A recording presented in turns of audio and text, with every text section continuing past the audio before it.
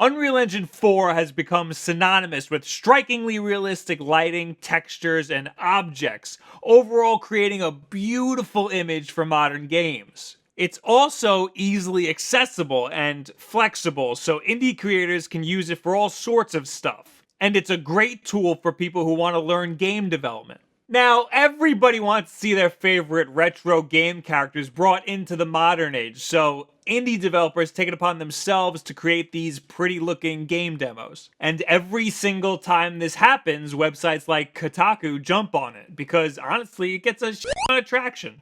People like seeing this stuff. But does every frickin' game need to look like this? Does every game need a modern graphical facelift?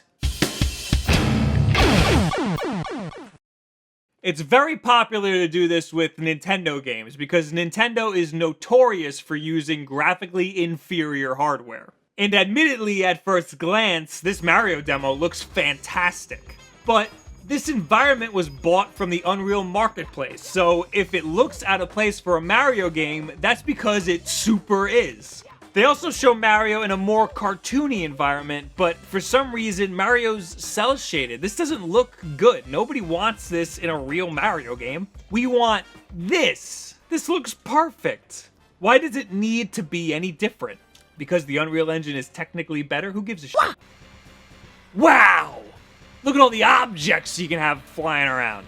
You don't need an unlimited amount of objects to create a great experience. For a game to look visually stunning, you just need a good style. Nintendo is the king of creating visually stunning games with significant hardware limitations.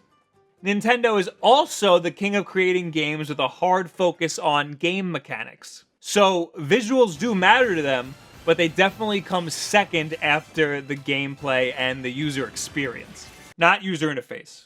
Nintendo has garbage-ass user interfaces. This Zelda demo created in Unreal Engine was uploaded on October of 2015. But, like, how does this look any better than Breath of the Wild, a game created on inferior hardware?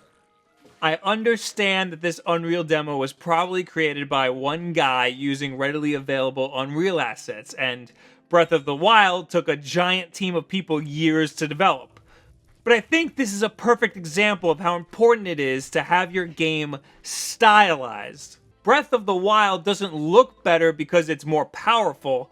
It looks better because it's beautifully stylized. These spiders, man.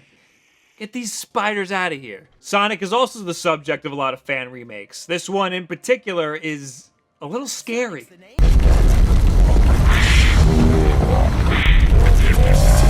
And again, what's pretty here isn't the character model. It's the environment, which is a ripped asset from the Unreal Kite demo. Regardless, there are still lessons we could take away from a Sonic fan game, like game mechanics, and this demo just doesn't have that. Alright, you gotta dial it back a notch, Sonic. Jeez! Although admittedly, this Chow Garden made by the same guy looks pretty damn cool.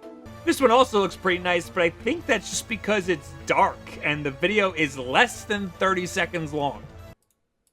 Only half of this video is actually showing gameplay. You could take a screenshot and make any of these demos look fantastic, but you could also take a screenshot and make any of them look like complete trash. If you want to make a modern game based on an old school character, focus on the core mechanics that make that game great. Also, stylize the game in a way that makes sense. Tossing Mario in the Unreal Engine like this is like making a live-action version of the Jungle Book movie.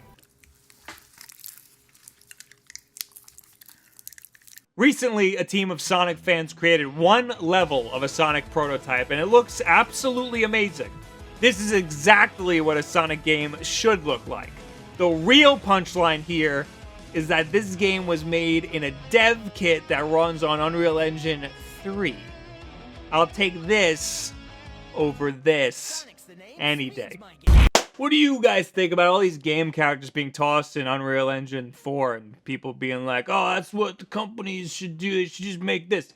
This the people like Cryzen X, those people they do great work. These are great looking tech demos. And it admittedly is very interesting to see these characters in an environment like that. This video is more about people who are like, that's what I want to see, make a game like that. No, you shouldn't make a game like that. There's no reason for Nintendo to make a game in Unreal Engine 4. There's absolutely no reason for that. Their engines are fine for the games that they make. Sonic might benefit from having a game that isn't, buggy as hell. Anyway, leave it in the comments below. At me on Twitter, all this other social media garbage. There are new videos every single Tuesday, Wednesday, and Thursday. Wednesday nights is Wulff Den Live. Join us for the live podcast every single Wednesday, 9 p.m.